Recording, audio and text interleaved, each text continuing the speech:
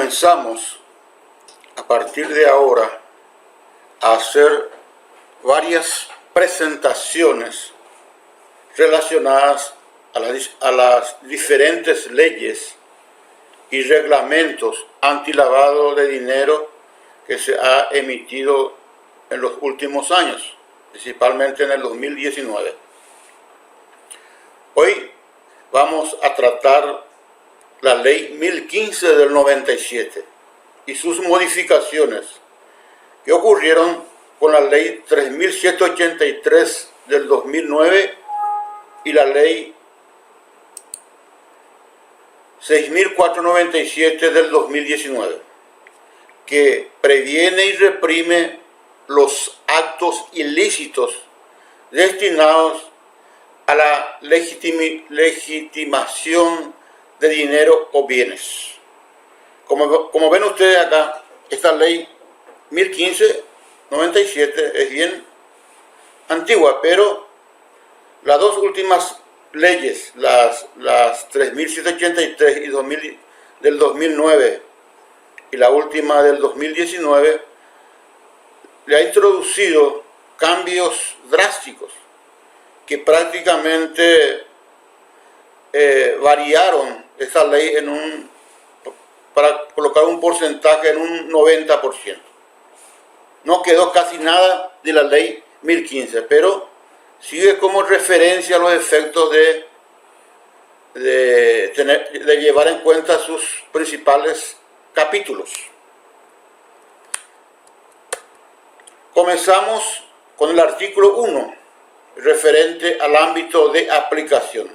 Esto viene de la ley 3783 del 2009 y habla de que las obligaciones, las actuaciones y los procedimientos para prevenir e impedir la utilización del sistema financiero y otros sectores por los lavadores y financiadores del terrorismo. En el artículo segundo se reescribe algunas de las definiciones que ya estaba en la ley 1015.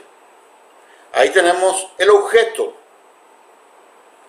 los bienes obtenidos o derivados directa o indirectamente de la comisión de un hecho punible. Después define lo que es activo, bienes o fondo e incorpora el término de activos financieros. También incorpora los activos que son tangibles e intangibles, los muebles e inmuebles. Cuando hablamos de activos financieros, vemos que se refieren a los bonos, y a otro tipo de activos financieros como las acciones.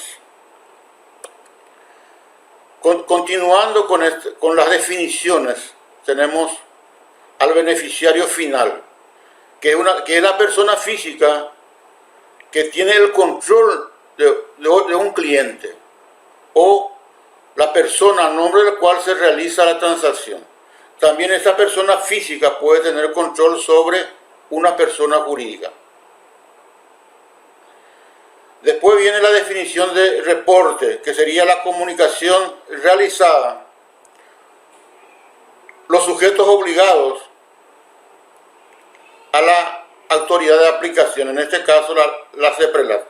Es importante acá dejar claro que la autoridad de aplicación en el Paraguay de los reglamentos y leyes antilavado de dinero es la CEPRELAT. Y la autoridad de supervisión, principalmente cuando se refiere a bancos financieros y casas de cambio, es el Banco Central, y cuando se refiere a cooperativas es el Instituto de Cooperativismo. Tenemos la Comisión Nacional de Valores, etc. Y después tenemos otros sujetos obligados que vamos a detallar posteriormente, que no tienen un supervisor natural, como sería, por ejemplo, las inmobiliarias.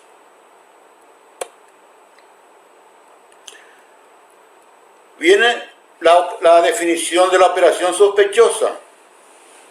Y aquí no hay mucha modificación, solamente destaca que se debe informar o elaborar el ROS, como se habla, independientemente de su cuantía.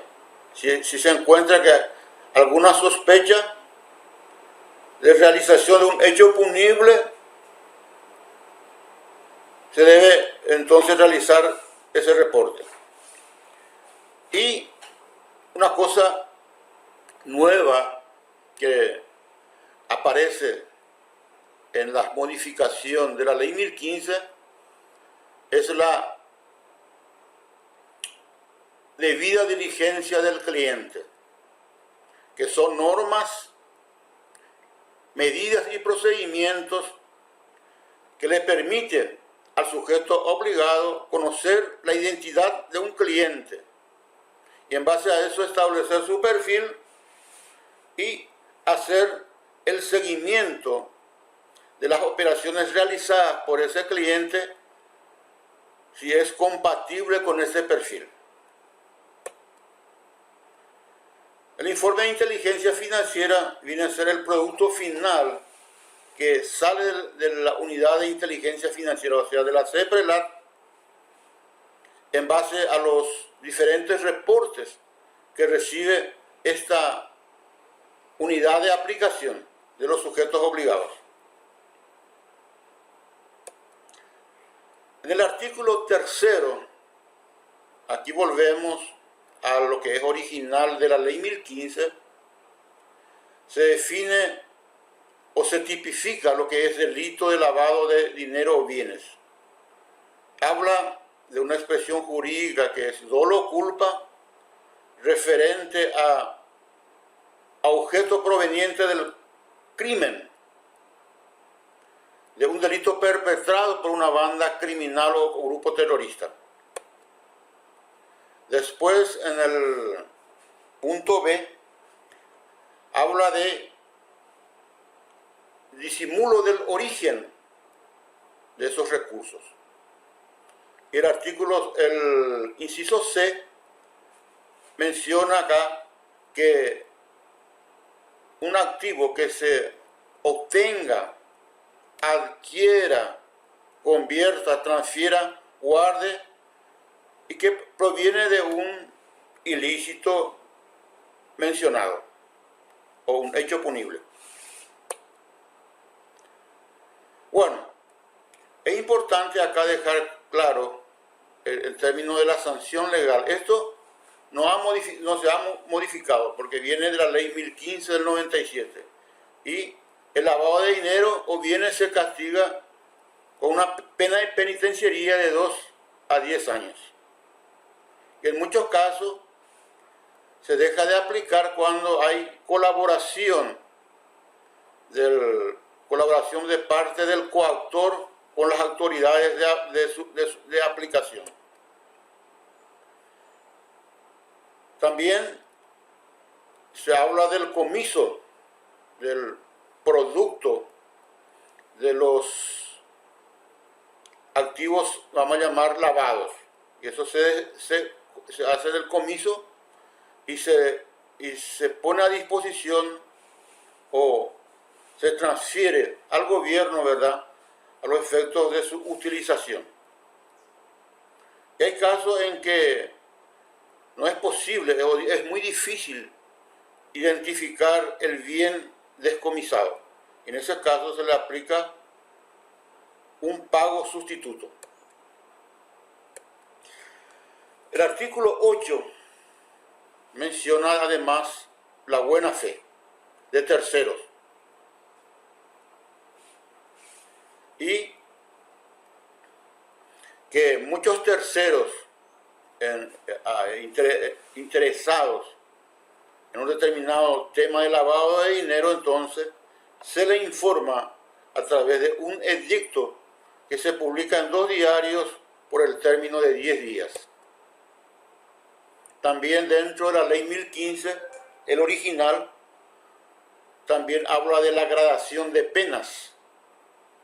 Hay diferentes situaciones, muchos de los cuales se refiere a la autoría material y otras que se refiere al actor moral, que en este caso se le impone la pena similar al actor material. Existe el caso de complicidad, que recibe la mitad de la pena del actor material, y el encubrimiento la quinta parte del actor material. Y aparece también en el artículo 10 los delitos tentados y los delitos frustrados, que también tiene una sanción menor al delito consumado. Y hay agravantes cuando ese hecho punible en ese hecho punible hay una participación de empleados, funcionarios, directores y propietarios de los sujetos obligados. Entonces hay un agravamiento, es decir, la sanción puede superar los 10 años. Cuando se refiere a funcionarios públicos, directamente la sanción es el doble. Y dentro ya de la nueva ley del 2019, que como mencionamos introdujo bastante modificación a la ley 1015, aparece acá la expresión enfoque de riesgo, o sea, ese seguimiento, o sea, el conocimiento e identificación de clientes. Posteriormente, el reporte de operaciones sospechosas. Y si corresponde alguna mitigación de los riesgos, entonces se hace en base al enfoque basado en riesgo.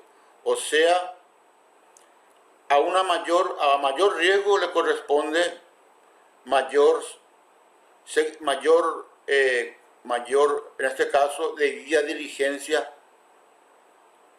ampliada. Una debida diligencia ampliada. A un riesgo menor le corresponde la debida diligencia, en este caso, abreviada, que vamos a ver posteriormente. Y esto es una modificación que se le introdujo a la ley 1015 en el año 2009. Se refiere a los sujetos obligados. Prácticamente se ha mantenido gran parte de lo que estaba en esa ley: bancos, financieras, casas de cambio, seguro. Y aparece acá y entra en este caso las entidades gubernamentales. O sea, por ejemplo, el Banco Central del Paraguay tendría que tener un oficial de cumplimiento. Y una expresión nueva, que son las actividades y profesiones no financieras. Esto es definido en las directrices que emite la GAFI, que serían las actividades y profesiones no financieras. En términos de simplificación, prácticamente tenemos dos categorías de sujetos obligados: las entidades financieras y las actividades y profesiones no financieras. Esta enumeración de los sujetos obligados, lógicamente, no es taxativa, es decir, esto puede ser ampliado posteriormente por el regulador. Bueno, continuamos con la debida diligencia del cliente. Como mencionamos, viene a ser básicamente el seguimiento de la identificación y conocimiento del cliente, el establecimiento de su perfil y el posterior seguimiento de sus operaciones. Esto sería lo que sería debida diligencia de los clientes, que posteriormente, una vez concluida esta debida diligencia de los clientes, se pasa a ver si la operación tiene que ser reportada o no. Esta debida diligencia de los clientes se debe se debe realizar en el momento de entablar una relación comercial o durante la misma.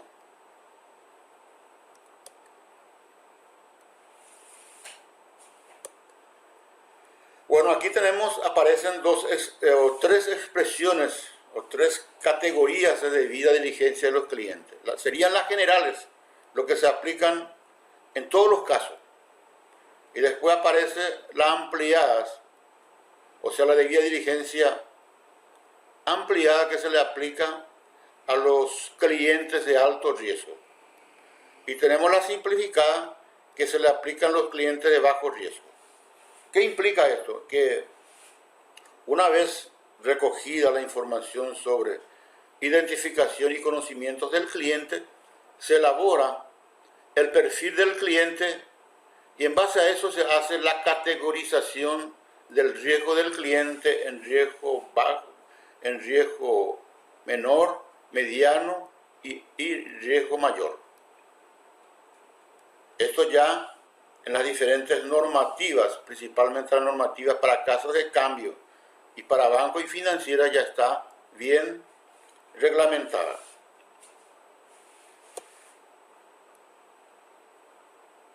Bueno, al beneficiario final, o sea, a la persona física en nombre del cual el cliente de la entidad financiera realiza la operación, o sea, el beneficiario de la operación.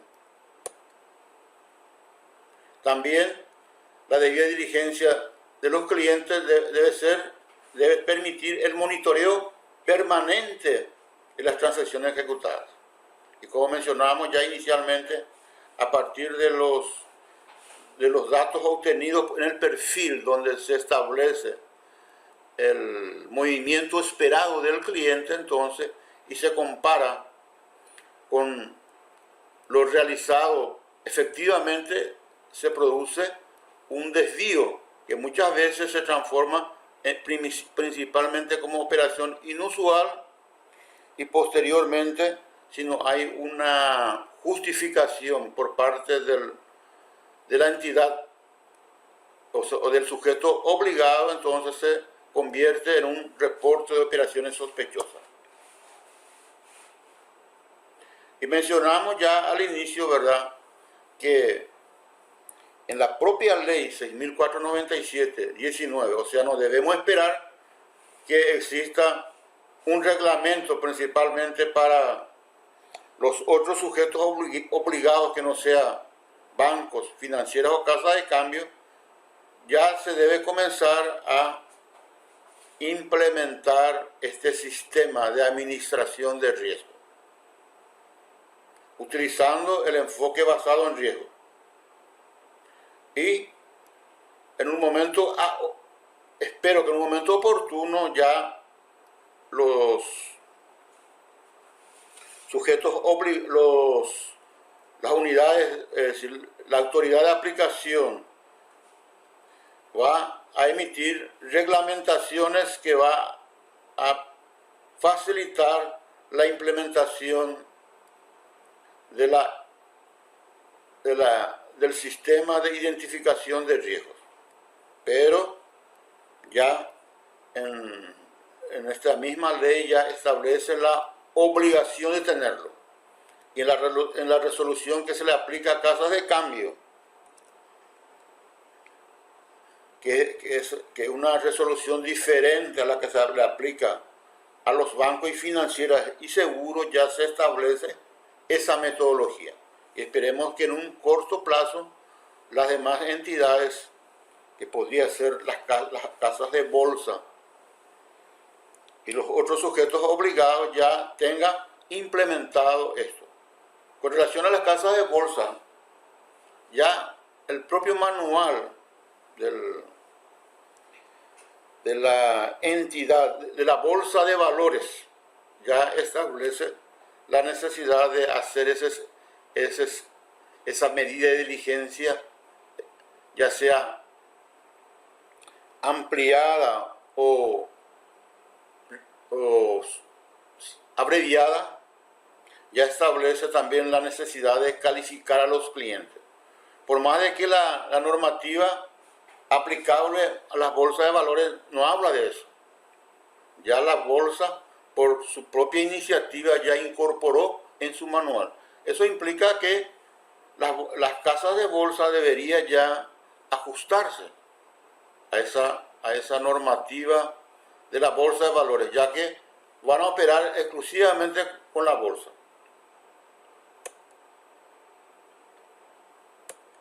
Bueno, el artículo 17 también de la nueva ley 6.497 habla de la necesidad de registrar las operaciones y las medidas de debida diligencia. O sea, las medidas de debida diligencia también deben ser registradas. Y habla muchas veces en cuanto a las operaciones, en cuanto a registrar las operaciones, habla de que debemos incorporar montos, tipos y monedas que permita posteriormente la reconstrucción de la transacción. Cuando hablamos de debida diligencia también debemos registrar las actividades realizadas en este punto. Y ya en el artículo 18 establece que esos registros deben ser conservados al menos por 5 años. Y se cuenta del momento en que se ha efectuado la operación o ha finalizado la relación comercial. Y hay un caso especial para la transacción ocasional que normalmente se aplica a las operaciones de cambio. Y aquí en este caso habla de que desde la fecha de la transacción ocasional. Y en el artículo 19 habla del reporte de operaciones sospechosas, ya que ya fue definido anteriormente como una transacción en donde presuntamente se está incurriendo en un hecho punible y que no depende de la cuantía. Se debe poner a conocimiento del órgano de administración a través de un reporte, y eso actualmente está siendo realizado a través de internet. El reporte ya se remite automatizado. En este caso, el órgano de aplicación, o sea, la CEPRELAT, va a analizar esos reportes, va a ampliar las informaciones y va a poner, si corresponde, a conocimiento del Ministerio Público en un tiempo razonable. Ya tenemos esa experiencia, ¿verdad? En el caso Mesa, donde esos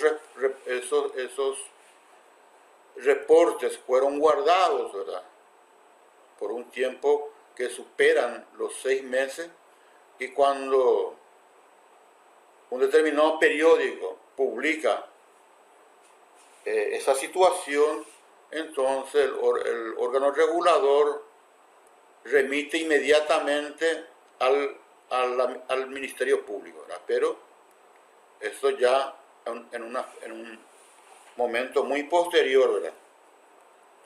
Bueno, y el artículo 20 habla de la obligación de confidencialidad. Esto está en la misma ley 1015 del 97.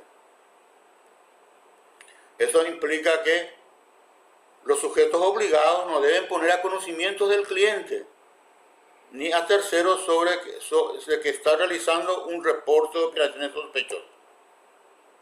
Eso en épocas anteriores era muy común que los sujetos obligados le avisaban a los clientes que le estaban reportando.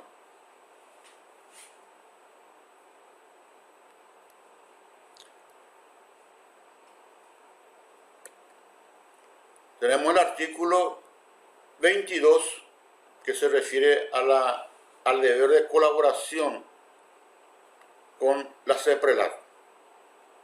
Y en esa colaboración las entidades, principalmente de gobierno, no deben llevar en cuenta que es un secreto bancario o una reserva alguna. Se debe informar rápidamente, sin poner ninguna excusa.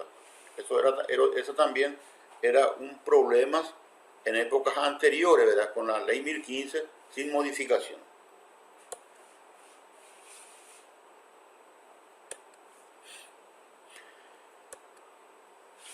También tenemos el deber de, es la misma cosa, el artículo 24 ya se incorpora novedades muy interesantes a la ley 1015. Y cuando habla de responsabilidades administrativas de los sujetos obligados, aquí distingue a dos tipos de sujetos obligados: persona física infractora y persona jurídica infractora. Y en base a las faltas cometidas, entonces, que vamos a enumerar posteriormente, se le aplica las sanciones correspondientes. A las personas físicas infractoras, esa falta administrativa se refiere a muy elevado. O también puede ser, se le puede aplicar una multa del 1% al 10% del monto de la operación. Si no hay posibilidad de aplicar este punto D, entonces se aplica el inciso C, o sea, la multa que puede llegar hasta 500 salarios mínimos. Sigue más, se le remueve del cargo, se le cancela la autorización, se suspende la distribución de dividendos hasta 3 años. Aquí es importante mencionar que muchos de los sujetos obligados, principalmente que no son bancos, financieras o casas de cambio o compañías de euros, muchos pueden ser personas físicas, y a esas se le aplican esta sanción. Esta sanción también se le aplica a las autoridades de las personas jurídicas infractoras. No solamente se le sanciona a esas personas jurídicas infractoras, sino también a los directores, gerentes, funcionarios, ¿verdad? Y las sanciones consiste básicamente en la misma. Es decir, hay apercibimiento, hay amonestación pública, pero la diferencia estriba en el monto de la multa, que supera, en este caso, 5.000 salarios mínimos. Y la posibilidad también de calcular el 50% del monto de la operación para aplicar también una multa. Si no es posible, entonces se le aplica esta multa que puede llegar a 5.000 salarios mínimos. Este tipo de sanciones aplicadas básicamente viene de la modificación que se ha introducido en la Carta Orgánica del Banco Central del Paraguay. Existe una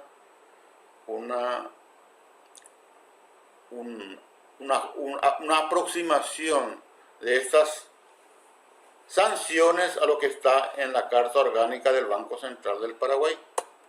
Bueno, seguimos con la posibilidad de suspensión, la revocatoria de la autorización para operar, y aquí está lo que mencionábamos anteriormente, ¿verdad? Cuando hay sanción a la entidad, también existe sanción a los directores, altos gerentes, funcionarios y empleados de esas entidades. Guarden esto bien clarito, ¿verdad? Y la multa es muy elevada. En algunos casos, hasta puede resultar beneficioso a una persona física dejar de trabajar en una entidad que le esté obligando a cometer algunos delitos, porque al final la sanción va a venir sobre él. Se le va a cobrar una multa muy pesada o directamente se le va a inhabilitar para ejercer la función dentro de la entidad financiera. Bueno, lógicamente esa multa de 5.000 salarios mínimos no se aplica así directo, ¿verdad? Hay un análisis de la gradación de las sanciones. Si hay una responsabilidad intencional, entonces muchas veces a lo mejor se va a aplicar esa sanción máxima, ¿verdad? O se ve cómo se ha o la actuación de ese sujeto obligado en relación a las faltas en situaciones anteriores. Bueno, muchas veces también, como mencionamos, esa sanción puede ser disminuida, ¿verdad? Si hay una colaboración por parte de los sujetos obligados.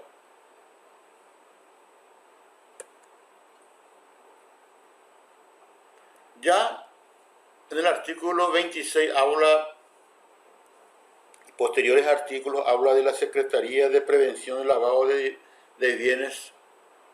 Y ya como sabemos, ¿verdad?, es la autoridad de aplicación y un organismo técnico, ¿verdad?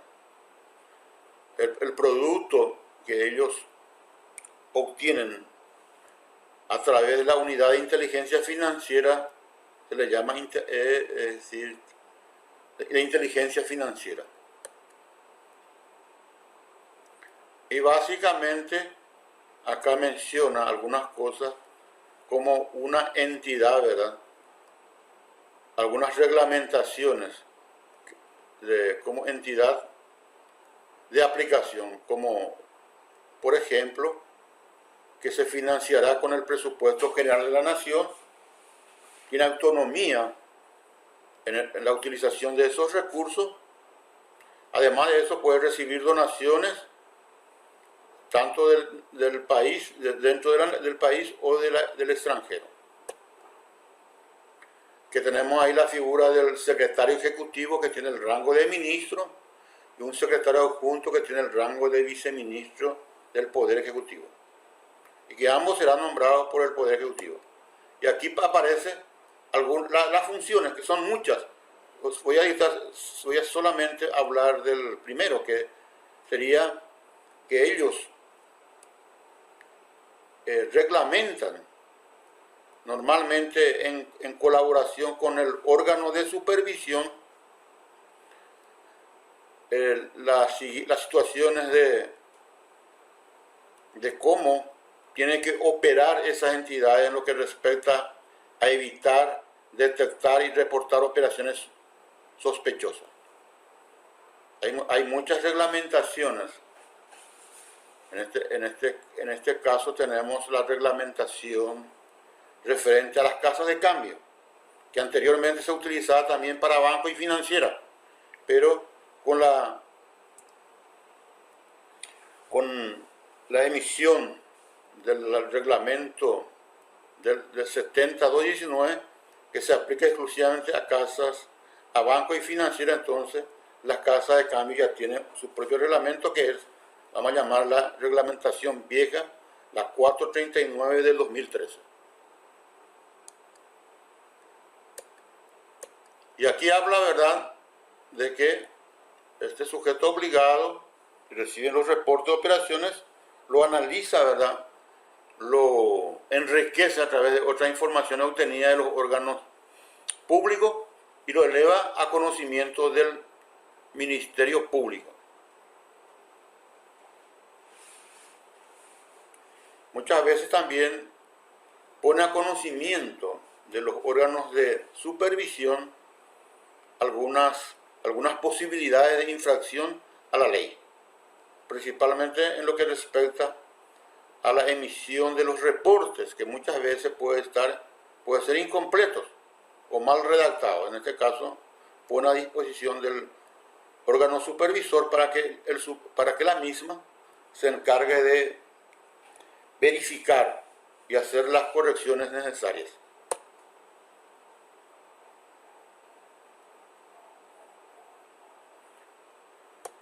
Bueno, continuando acá con el artículo 29 que reglamenta las operaciones del órgano de administración,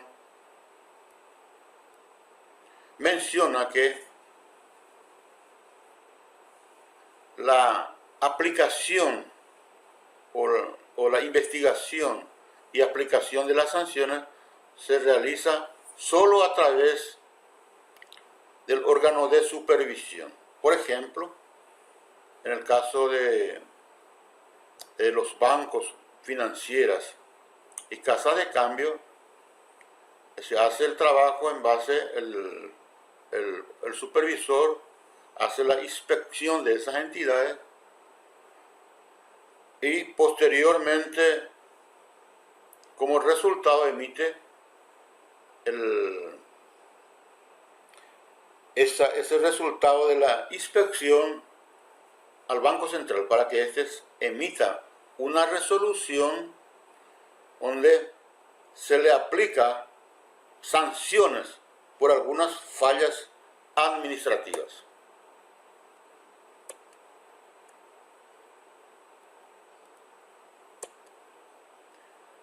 Y aquí básicamente viene la parte, vamos a llamar la parte más rica de esta ley, principalmente la ley 6.497 que modifica la ley 1015 y habla de las faltas administrativas. Detalla con precisión cuáles serían esas faltas administrativas que anteriormente no se tenían. Ahora sabemos que cuando hay carencia de políticas y procedimientos, esto representa una falta. También representa una falta la no implementación del sistema de administración de riesgo. Vean ustedes acá que es una falta. Por muchos sujetos obligados aún está funcionando en base a una resolución, vamos a llamarle desactualizada, y no incorpora este sistema de administración de riesgo dentro de ese reglamento. Pero ya las últimas, en este caso la resolución 349-13, que se le aplica ahora exclusivamente a las casas de cambio, y la resolución 70-219 ya incorpora cómo debe implementarse este sistema de administración de riesgo.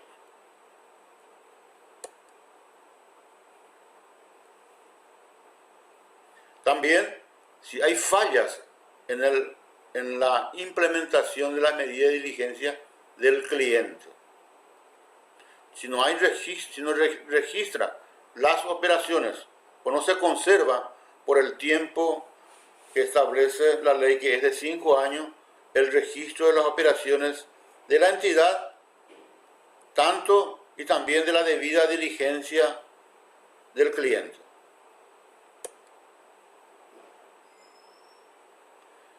Si se carece de registros adecuados, si no se designa al oficial de cumplimiento, si se obstaculiza el trabajo de inspección y, por último, no se realiza a tiempo y forma el reporte de operaciones sospechosas. También podemos incrementar estas sanciones cuando se revela a terceros los trabajos que está realizando, o sea, que se revele al cliente que se le está reportando la operación a la CEPRELAT. No se colabora con las autoridades de aplicación y de supervisión, no se tiene auditoría externa. Cuando la entidad de supervisión remite la carta resultado de la inspección y eso no se implementa, entonces también es una falta administrativa. Y también eso se aplica al incumplimiento de las obligaciones establecidas por la ley y reglamento frente a la autoridad de aplicación. Lógicamente, tiene un plazo de prescripción de la aplicación de sanciones, que normalmente prescribe a los 5 años. Y hay todo un proceso de tratamiento de esas sanciones. Primeramente aparece la resolución del órgano regulador y le da un tiempo de 10 días hábiles para contestarlo. Una vez contestado, entonces, el órgano de supervisión tiene 20 días para resolverlo y aplicarlo, o en este caso, 20 días para volver a reafirmarse en las sanciones o dejar sin efecto. Lógicamente, las entidades tienen la posibilidad de recurrir al Tribunal de Cuentas ante una resolución del órgano de supervisión. Y este también tiene su plazo. Todos estos plazos están en consonancia con lo que aparece en la Carta Orgánica del Banco Central, que fue modificado también recientemente.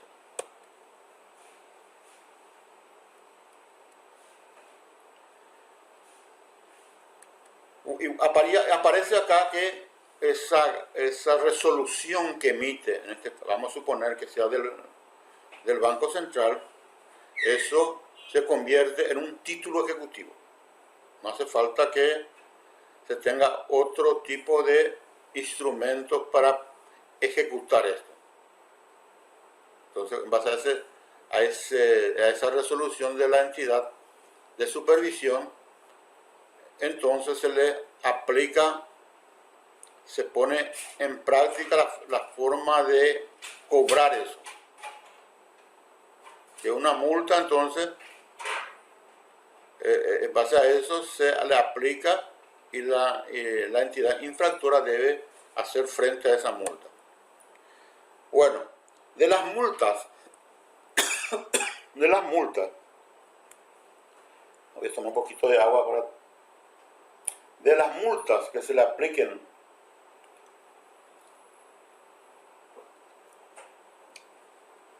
a las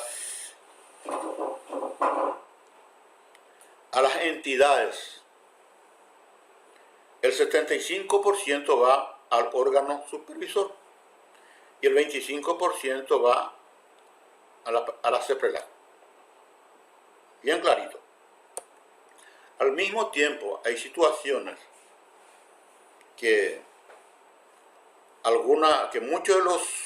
muchas de las empresas que operan en el país no tienen un supervisor natural. Por ejemplo, las inmobiliarias, las empresas que hacen las empresas que compran vehículos, o sea, las playas de estacionamiento, las playas de autos. Eso no tiene un supervisor natural. Las empresas las casas de crédito, ahora por lo menos, las casas de crédito tienen un supervisor natural por consecuencia de la nueva Carta Orgánica del Banco Central. Las casas de crédito ahora es supervisado por el Banco Central. Anteriormente no tenía un supervisor natural. Bueno, en el caso de que las entidades infractoras no tienen un supervisor natural, entonces las multas aplicadas le corresponden lógicamente al órgano de aplicación, o sea, la CEPRELAC.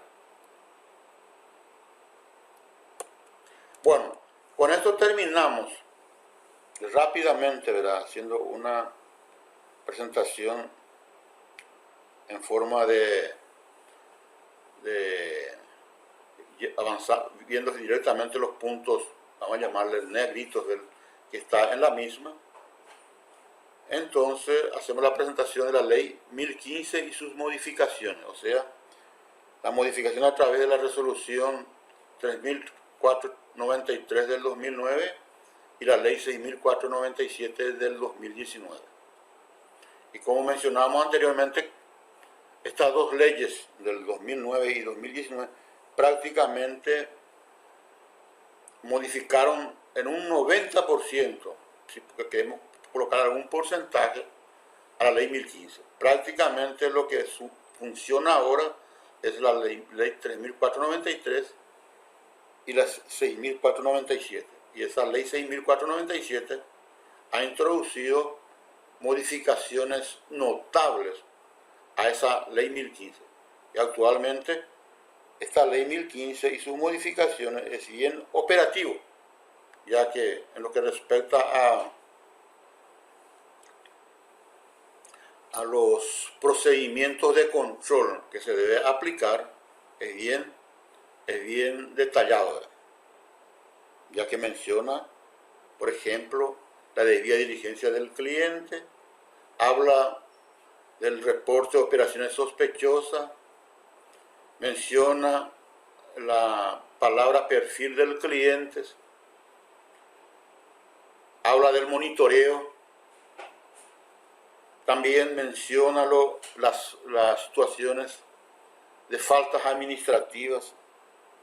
Es bien aplicable al lavado de dinero. Son faltas administrativas que es bien concreto para una situación de lavado de dinero o financiamiento del terrorismo.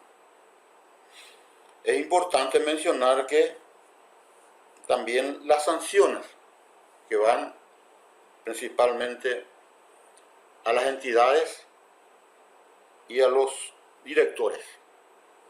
Y las sanciones son bastante pesadas, o sea, multas para los sujetos, para las personas físicas que van hasta 500 salarios mínimos y para las entidades hasta 5.000 salarios mínimos. Y esto, como mencionábamos, está en consonancia lo que está estipulado en la modificación que se introdujo a la Carta Orgánica del Banco Central del Paraguay.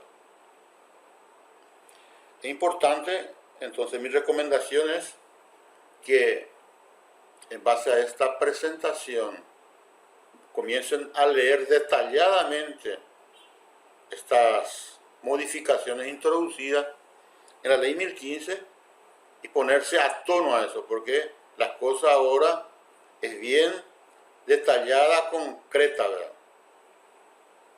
Bueno, con esto vamos a terminar la parte referente a la ley 1015. En la próxima sesión vamos a hablar de la ley de financiamiento del terrorismo.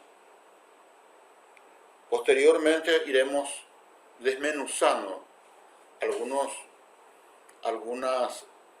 documentos que últimamente se han emitido tanto por la CEPRELAT, en este caso la guía interpretativa de la resolución 70-219 aplicable a banco y financiera, y por el Banco Central también tenemos una guía para hacer la autoevaluación de riesgos.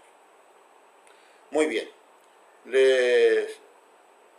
entonces le esperamos para las próximas sesiones que vamos a hacer hasta completar todos esos puntos y entrando posteriormente a algunas cosas más operativas. Bueno, en consecuencia,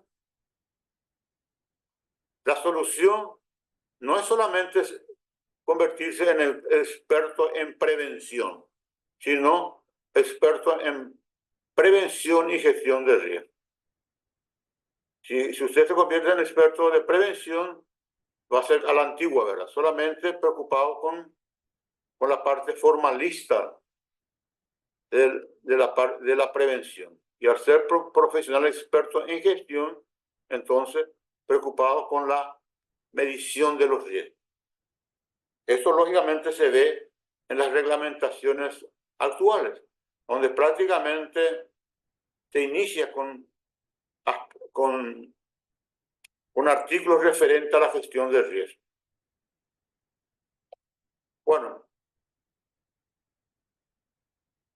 lógicamente, si ustedes son profesionales expertos en prevención y gestión de riesgos de lavado de activos y financiación del terrorismo, va a poder ayudar a las empresas en la lucha contra el flagelo del lavado de activos. Y al mismo tiempo, como profesional del futuro, van a poder recibir un reconocimiento, inclusive ascenso profesional y muchas veces ganar mucho más dinero. ¿Por qué hablamos de mucho más dinero? Porque ser un profesional conocedor de la gestión de riesgo implica mayor especialización. No todos pueden ser gestor de riesgo. Se requiere un estudio profundo, ¿verdad? Bueno, vimos hasta ahora la parte referente al enfoque basado en el riesgo y en forma muy general los pasos a paso en la prevención y gestión de riesgo. Ahora mi pregunta es, ¿crees tú que solo una de estas ideas puede ayudarte a ser un profesional experto en prevención del lavado de activos? La otra pregunta, ¿sí o no? ¿Crees tú que puedes lograr ser, además de un profesional experto en gestión de riesgo de lavado de activos? ¿Sí o no? Viendo lo que has visto, es posible ser experto en estos dos enfoques. De nada sirve ser experto en prevención o ser experto en gestión. Tiene que ser experto en los dos enfoques. Bueno, como le mencioné, pasamos un poco, ¿verdad?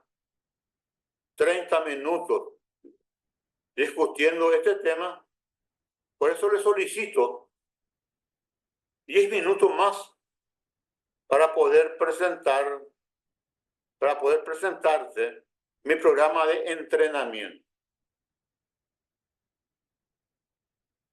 Los que muchos a lo mejor hasta acá llegaron, ¿verdad? Entonces pueden retirarse tranquilamente ya que conocen que en términos de prevención y gestión de riesgo hay una necesidad de su conocimiento. Pero para las personas que quieren en realidad ser expertos en prevención y gestión de riesgo, entonces le convido a ver más, un poquito más, solamente 10 minutos más.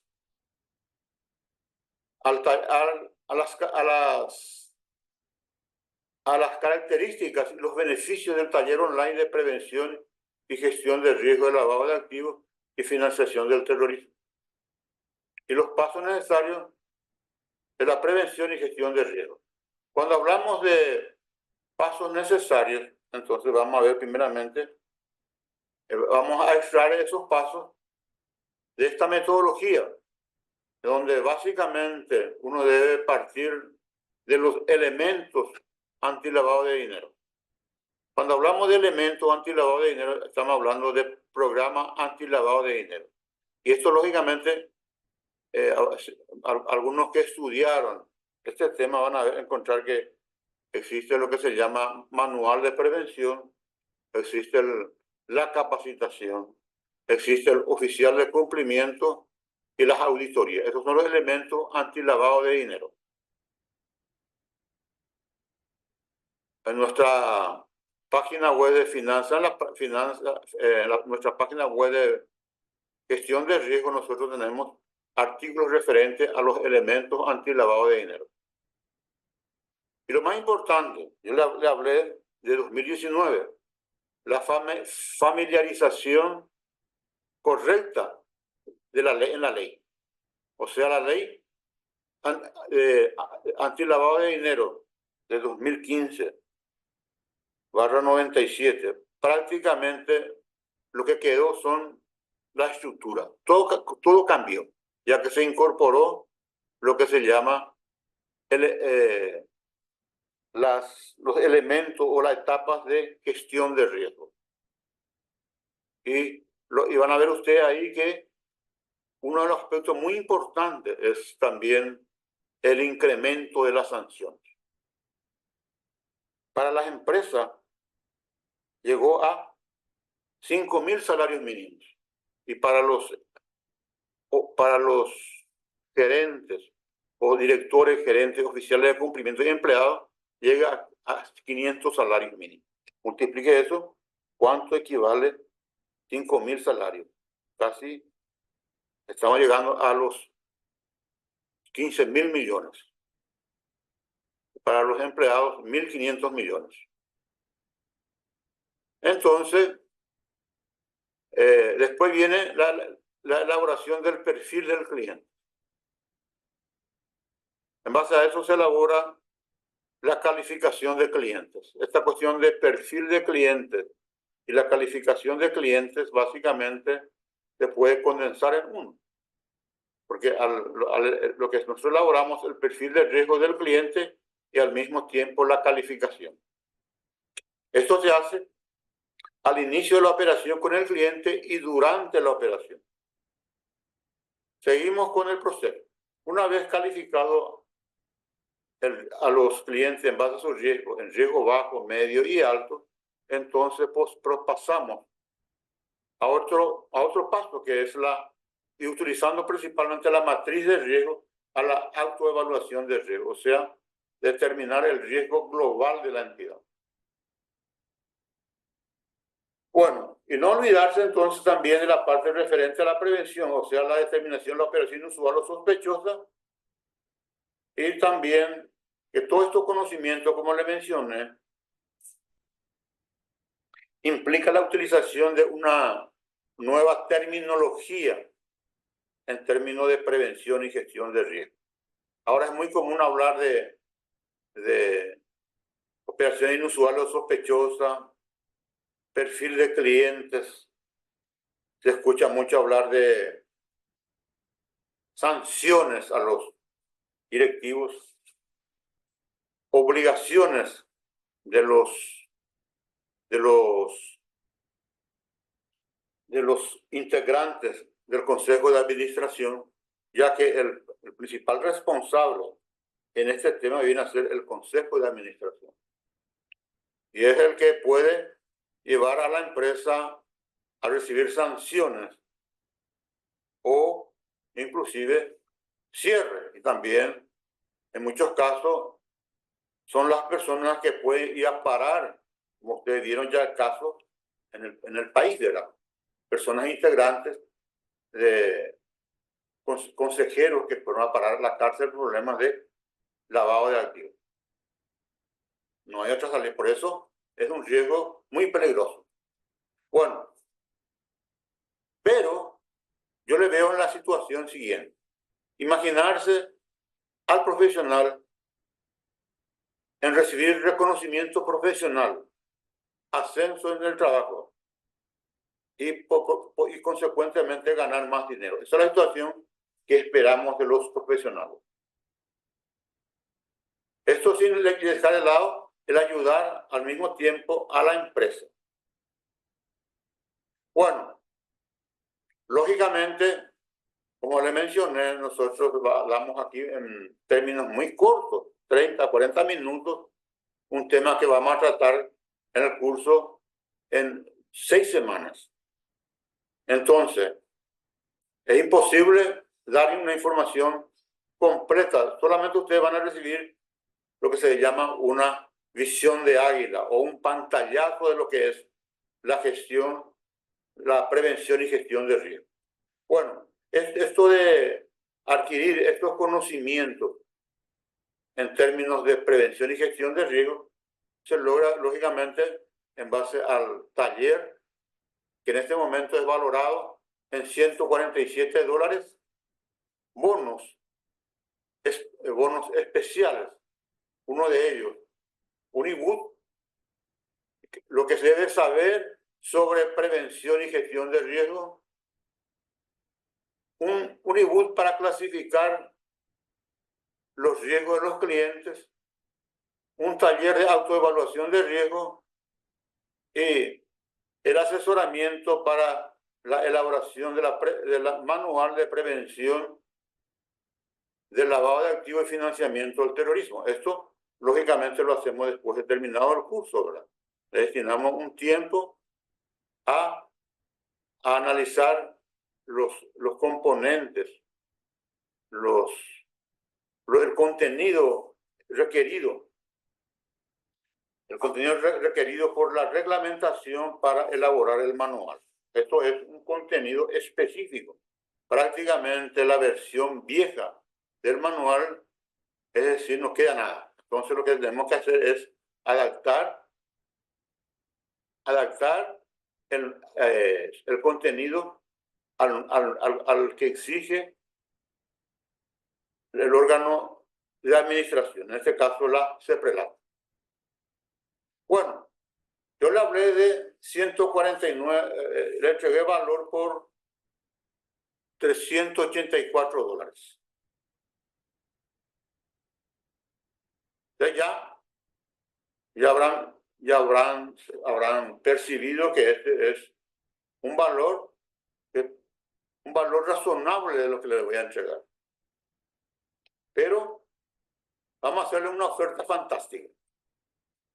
¿Y cuál es la oferta fantástica? En vez de pagar $0.84 por el producto y los bonos, solamente $117.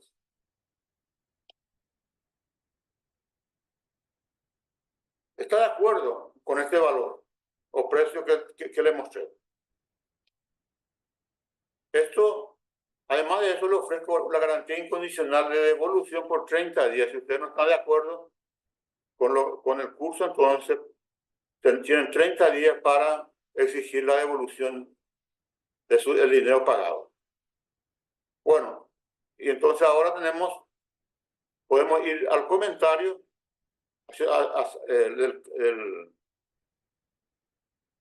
de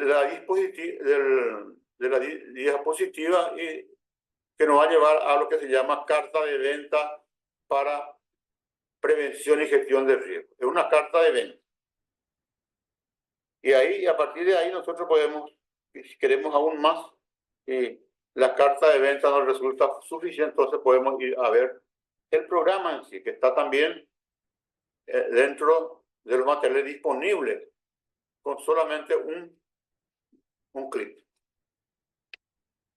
Bueno, ahora bien le voy a ofrecer un bono wow. ¿Qué sería el bono wow?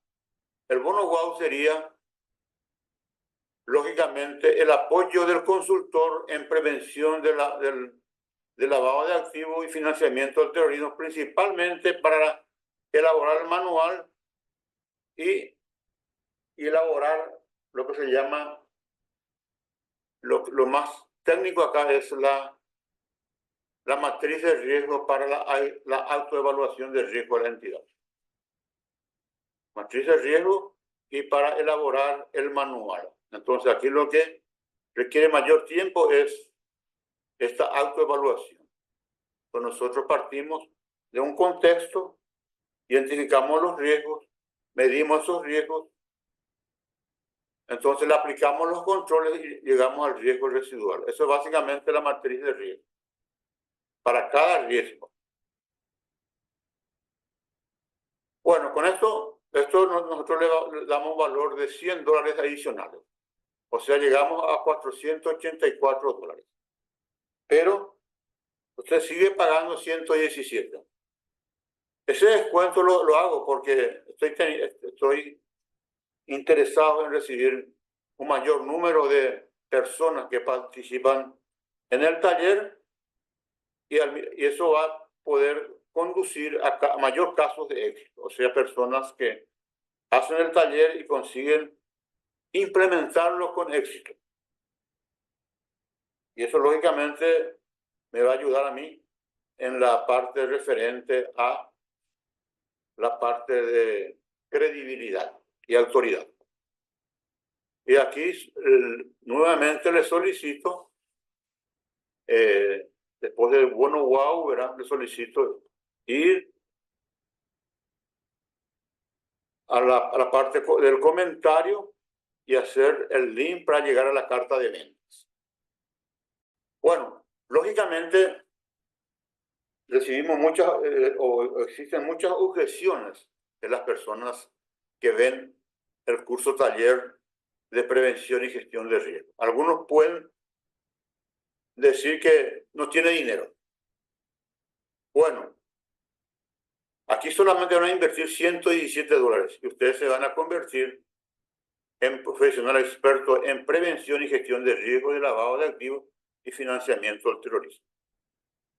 En un corto plazo, sino ya no, las empresas nos van a recibir empleados que tengan conocimientos de prevención y gestión de riesgo, y para la parte referente al oficial de cumplimiento que sea también experto en prevención y gestión de riesgo. Siendo un profesional de la vieja guardia, como se dice, en prevención no van a tener cabida en una empresa. Deben ser expertos en prevención y gestión del lavado de activos y financiación del terrorismo. Y solamente una inversión de $117. Es más que es muy pequeña en referente en adquirir una profesión específica. Otros dirán, no tengo tiempo. Les menciono acá que van a dedicar solamente 2 horas por semana durante 6 semanas. 2 horas por semana. Y la duración del curso de taller es de 6 semanas. En ese caso, durante esos 6 semanas, entonces le van a dedicar 2 horas. Y nosotros posteriormente, en base a esos bonos que le entregamos, le vamos a ir ayudando durante 6 meses después de culminada la duración del curso. Inclusive más. Siempre vamos a ir recibiendo y atendiendo a las personas que asistieron, que son, pues fueron exalumnos nuestros, y aclarando dudas. Nunca nos cerramos, porque es una estrategia que usamos nosotros para que en el futuro, si nosotros la atendemos bien, ustedes van a recomendarnos y posiblemente puedan asistir a otros cursos referentes a la parte de gestión de riesgo. Funciona para mí. Esto lógicamente se basa en todo profesional que está trabajando en las entidades financieras y no financieras. ¿Qué implica no financieras? Por ejemplo, las entidades financieras básicamente son precisamente bancos. Después tenemos empresas financieras propiamente dichas, tenemos casas de cambio, tenemos casas de bolsa, tenemos cooperativas, también están los profesionales que trabajan en empresas que negocian autovehículos, inmobiliarias, etc. Funciona para todo. Muchos dirán, no creo en ti. Bueno, la respuesta que le doy es que lleven en cuenta que yo tengo 19 años de experiencia en el tema y por mis manos pasaron más de 3.000 alumnos. Esto lógicamente me sirve como un aval para poder dar un curso de prevención y gestión de riesgo, inclusive dictando cursos nacionales y en el exterior. Otros dirán, no creo en mí. Bueno, al asistir a este seminario es un paso ya para poder tener conciencia de lo que es la nueva metodología de prevención y gestión de riesgo. Y la necesidad de adquirir y entender lo que es la matriz de riesgo. Bueno, hago este es el último apilamiento que estoy haciendo, donde, como ven ustedes, entregamos el producto, los bonos, y todo valorado en 484 dólares, pero ustedes solamente pagan 117 dólares. Pueden ir tranquilamente a la parte de comentarios e ir y dar un clic e ir a la parte referente a las cartas de venta y ver algunas acotaciones complementarias para poder entender mejor en qué se están metiendo. Bueno, aquí es importante hacer vamos a llamarle, una pequeña reflexión. No hacer nada.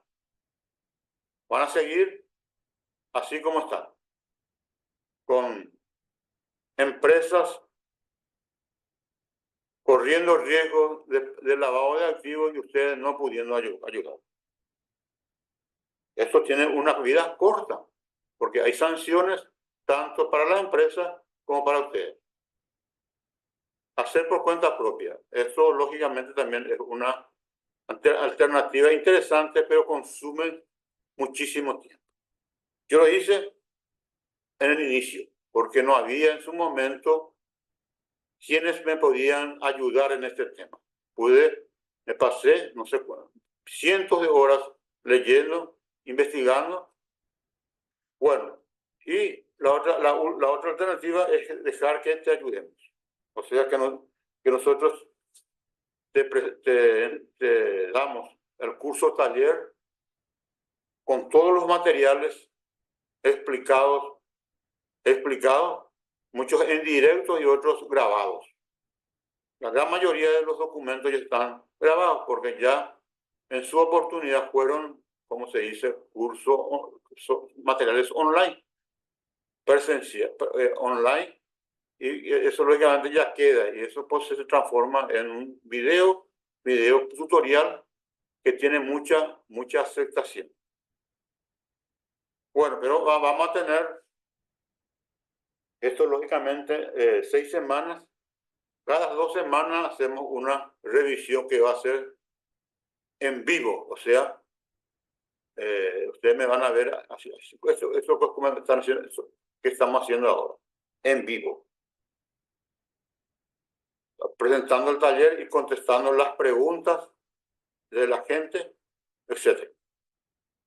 Bueno, cada 2 semanas, o sea, en 6 semanas vamos a tener 3 talleres en vivo. Y los otros talleres, muchos de ellos van a ser grabados. Los primeros tal vez sean grabados y por ejemplo, la matriz de riesgo ya va a ser en vivo, porque de eso vamos a necesitar una mayor interacción con las personas. Bueno, ya ven ustedes que tenemos 3 caminos. Ustedes pueden elegir lo que corresponde. Yo les recomiendo, lógicamente, el de dejar que te ayudemos. El otro no te recomiendo porque van a llegar al mismo resultado, pero después de cientos de horas dedicadas al tema. Y tal vez muchos no tengan ese tiempo. Y tal vez convenga pagar un poquito, que son 117 dólares, y ahorrar ese tiempo, ¿verdad? Ahorrar esa energía de los cientos de horas que yo le destiné. Bueno, es importante dejar claro aquí, ya que vieron ya el seminario o el webinario que duró prácticamente menos de 50 minutos y que es una información muy valiosa que le di. Pero ustedes pudieron ahí entender lo que se llama prevención del lavado de activos y gestión de riesgo. Son informaciones valiosas y que todo profesional necesita ser experto en los 2 temas, independientemente del área que está en las entidades. En cualquier momento, una persona que está vendiendo, que está en la parte de ventas, también va a ser requerido a establecer controles referentes a esa venta. O una persona que está en la parte de... En cualquier lugar, entonces, puede ser requerido a establecer controles anti-lavado de dinero. Y lo que es peor, lo que ahora se pone en práctica es que el gerente del área específico es el gestor de riesgo. Y el oficial de cumplimiento viene a ser un asesor de esos gestores de riesgo. Entonces, no es el oficial de cumplimiento el responsable total, sino los gerentes de riesgos, los gerentes de áreas, son los responsables, porque son los que están en contacto con los clientes y son los que tendrían que establecer controles para evitar que se les meta lavadores en el negocio. El oficial de cumplimiento entonces es un asesor en términos de prevención. Es el que tiene mayor conocimiento, pero no tiene el contacto con los clientes. Bueno, entonces esto es muy importante dejar claro acá que el responsable directo actualmente, eso es ya no es discutido, es el gerente del área, dependiendo de la organización de la empresa. Bueno, gracias, señores.